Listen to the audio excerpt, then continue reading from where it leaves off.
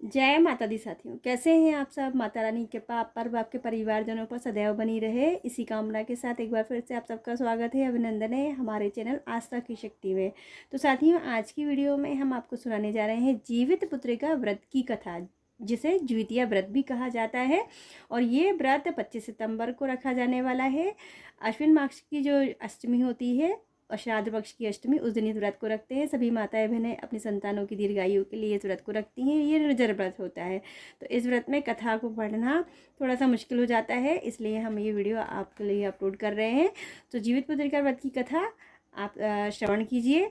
और आप सबसे अनुरोध है, जब भी हम कोई कथा सुनते हैं या किसी को सुनाते हैं तो अपने हाथों में थोड़े से अक्षत और पुष्प ज़रूर ले लेना चाहिए। तो आप भी ले लीजिए। और हम ये कथा आपको सुनाने जा रहे हैं। ये कथा हमारी पुस्तक में हिंदी में भी है और संस्कृत में भी है। तो संस्कृत में हम नहीं पढ़ेंगे, हम आपको हिंदी में पढ़ करके सुना रहे हैं। तो सबसे पहले जीतवाहन भगवान की हम जय को प्रणाम कर लेंगे, जय कर लीजिए। और चिलो सुरारो माता को भी हम प्रणाम कर लेंगे और जीतवाहन से अपनी प्रार्थना कीजिएगा आप कि आपके व्रत को सफल और सार्थक बनाए। तो चलिए अब हम आपको कथा सुना देते हैं। एक बार नैमिषारण्य के निवासी ऋषियों ने संसार के कल्याणार्थ सूत जी से पूछा, हे सूत, कराल कलिकाल में लोगों के बालक किस तरह दीर्घायु होंगे, सो कहिए। सूत जी बोले, जब द्वापर का अंत और कलयुग का आरंभ था, उस समय बहुत सी शोकाकुल स्त्रियों में ने आपस में सलाह की कि इस कली में माता के जीवित रहते पुत्र मर जाएंगे। जब वे आपस में कुछ निर्णय नहीं कर सकी, तब गौतम जी के पास पूछने के लिए गईं। जब उनके पास पहुंची तो उस समय गौतम जी आनंद के साथ बैठे थे। उनके सामने जाकर उन्होंने मस्तक झुकाकर प्रणाम किया। तदंतर स्त्रियों ने पूछा, हे प्रभु, इस कलयुग में लोगों के पुत्र किस तरह जीवित रहेंगे? इसके लिए कोई व्रत या तप हो तो कृपा करके बताइए। इस तरह उनकी बात सुनकर गौतम जी बोले, आपसे मैं वही बात कहूँगा जो मैंने पहले से सुन रखा है। गौतम जी ने कहा, जब महाभारत युद्ध का अंत हो गया और द्रोण पुत्र अश्वत्थामा के द्वारा अपने बेटों को मरा देखकर सब पांडव बड़े दुखी हुए, तो पुत्र के शोक में व्याकुल होकर द्रौपदी अपनी सखियों के साथ ब्राह्मण श्रेष्ठ धौम्य के पास गई और उसने धौम्य से कहा, हे विपेंद्र, कौन सा उपाय करने से बच्चे दीर्घायु हो सकते हैं? कृपा करके ठीक ठीक कहिए। उसका रुदन सुनकर राजा द्वितवाहन का तो मानो हृदय विदीर्ण हो गया। वह तत्काल उस स्त्री के पास गया और उसने पूछा, तुम्हारा बेटा कैसे मरा है? बूढ़ी ने कहा, गरुण प्रतिदिन आकर गांव के लड़कों को खा जाता है। इस तरह दयालु राजा ने कहा, माता, अब तुम रो मत, आनंद से बैठो, मैं तुम्हारे बच्चे को बचाने का यत्न करता हूँ। ऐसा कहकर राजा उस स्थान पर गया जहाँ गरुण आकर प्रतिदिन मांस खाया करता था। उसी समय गरुण भी उस पर टूट पड़ा और मांस खाने लगा। जब अतिशय तेजस्वी गरुण ने राजा का बायां अंग खा लिया तो झटपट राजा ने अपना दाहिना अंग फेर कर गरुड़ के सामने कर दिया। यह देख कर गरुड़ जी ने कहा, तुम कोई देवता हो? कौन हो तुम? मनुष्य तो नहीं जान पड़ते। अच्छा, अपना जन्म और कुल बताओ। पीड़ा से व्याकुल मन वाले राजा ने कहा, हे पक्षीराज, इस तरह के प्रश्न करना व्यर्थ है। तुम अपनी इच्छा भर मेरा मांस खाओ। यह सुनकर गरुड़ रुक गए और बड़े आदर से राजा के जन्म और कुल की बात पूछने लगे। राजा ने कहा, मेरी माता का नाम है शिव्या और मेरे पिता का नाम शालिवान है। सूर्यवंश में मेरा जन्म हुआ है और जीवितवाहन मेरा नाम है। राजा की दयालुता देखकर गरुड़ ने कहा, हे महाभाग, तुम्हारे मन में जो अभिलाषा हो वह वर मांगो। राजा ने कहा, हे पक्षीराज, यदि आप मुझे वर दे रहे हैं तो वह दीजिए कि आपने अब तक जिन प्राणियों को खाया है वह सब जीवित हो जाएं।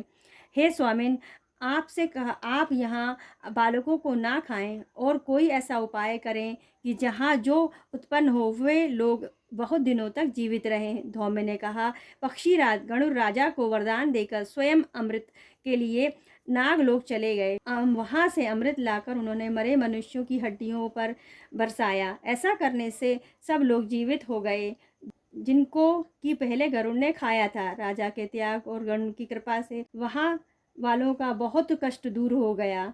उस समय राजा के शरीर की शोभा धुनी हो गई थी। राजा की दयालुता देखकर गरुड़ ने फिर कहा, मैं संसार के कल्याणार्थ एक और वरदान दे दूंगा। आज अश्विन कृष्ण सप्तमी से रहित शुभ अष्टमी तिथि है। आज ही तुमने यहाँ की प्रजा को दीवन दान दिया है। हे वत्स, अब से ये दिन ब्रह्मभाव हो गया है। जो मूर्ति भेद से विविध नामों से विख्यात है, वही त्रिलोक में पूजित दुर्गा अमृत प्राप्त करने के अर्थ में जीवित पुत्रिका कहलाई है। सो इस तिथि को जो स्त्रियां उस जीवित पुत्रिका की और कुश की आकृति बनाकर तुम्हारी पूजा करेंगी, तो दिनों दिन उनका सौभाग्य बढ़ेगा और वंश की भी बढ़ती होती रहेगी। हे महाभाग, इस विषय में विचार करने की भी आवश्यकता नहीं है कि राजन सप्तमी से रहित और उदयातिथि की अष्टमी को व्रत करें, यानी सप्तमी विद्ध अष्टमी जिस दिन हो उस दिन व्रत ना कर शुद्ध अष्टमी को व्रत करें और नवमी में पारण करें। यदि इस पर ध्यान न दिया गया तो फल नष्ट हो जाएगा और सौभाग्य तो अवश्य नष्ट हो जाएगा। जीवित वाहन को इस तरह का वरदान देकर गरुड़ वैकुंठ धाम को चले गए और राजा भी अपनी पत्नी के साथ अपने नगर को वापस चले गए। धौम्य द्रौपदी से कहते हैं, हे देवी, मैंने यह अतिशय दुर्लभ और व्रत का तुमको बताया है। इस व्रत को करने से बच्चे दीर्घायु होते हैं। हे देवी, तुम भी पूर्वोक्त विधि से यह व्रत और दुर्गा जी का पूजन करो तो तुम्हें अभिलाषित फल प्राप्त होगा। मुनिराज धूम की बात सुनकर द्रौपदी के हृदय में इस प्रकार का कौतूहल उत्पन्न हुआ और पूर्ववासिनी स्त्रियों को बुलाकर उनके साथ यह उत्तम व्रत किया। गौतम ने कहा, यह व्रत और इसके प्रभाव को किसी एक चील ने सुन लिया और अपनी सखी सियारिन को बताया। इसके बाद पीपल वृक्ष की शाखा पर बैठकर उस चील और उस वृक्ष के खोते में बैठकर सियारिन ने भी व्रत किया। फिर वही मादा चील किसी उत्तम ब्राह्मण के मुंह से ये कथा सुन आई और पीपल के खोते में बैठी हुई अपनी सखी को सुनाया। सियारिन ने आधी कथा सुनी थी, उसे भूख लग गई। वह उसी समय शव से भरे हुए शमशान में पहुंची। वहां उसने इच्छा भर मांस का भोजन किया और चील बिना कुछ खाए पिए रह गई और सवेरा हो गया। सवेरे वह गौशाला में गई और वहां गौ का दूध पिया। इस तरह नवमी को उसने पारण किया। कुछ दिनों बाद वे दोनों मर गईं और अयोध्या में किसी धनी व्यापारी के घर में जन्मी।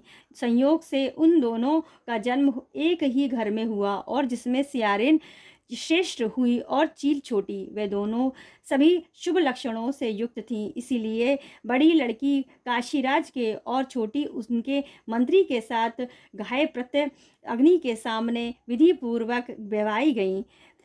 पूर्व जन्म के कर्मफल से वह मृगनयनी रानी हुई। जिस किसी भी संतान को उत्पन्न करती वह मर जाती थी और पूर्व जन्म की बातों को स्मरण करने वाली मंत्री की पत्नी ने अष्ट वसुओं के सदृश तेजस्विनी 8 बेटे उत्पन्न किए और सभी जीवित रहे। अपनी बहन के पुत्रों को जीवित देखकर ईर्ष्यावश राजपत्नी ने अपने स्वामी से कहा कि यदि तुम मुझे जीवित रखना चाहते हो तो इस मंत्री के सभी पुत्रों को उसी जगह भेज दो जहां मेरे बेटे गए हैं, अर्थात उन्हें मार डालो। यह सुनकर राजा ने उन मंत्री के पुत्रों को मारने के लिए एक प्रकार के उद्योग किए, पर मंत्री पत्नी ने जीवित पुत्रिका के पुण्यफल से बचा लिया। एक दिन राजा ने अपने आदमियों से उन पुत्रों का सिर कट करवाकर पिटारी में रखवाया और वह पिटारी उनकी माता मंत्री पत्नी के पास भेज दिया। किंतु वे 8 शीर बेशकीमती जवाहरात हो गए और भले चंगे वे 8 लड़के अपने माता के पास वापस चले गए। उनको जीवित देखकर राजपत्नी को बड़ा विस्मय हुआ। अंत में वह मंत्री की पत्नी के पास आई।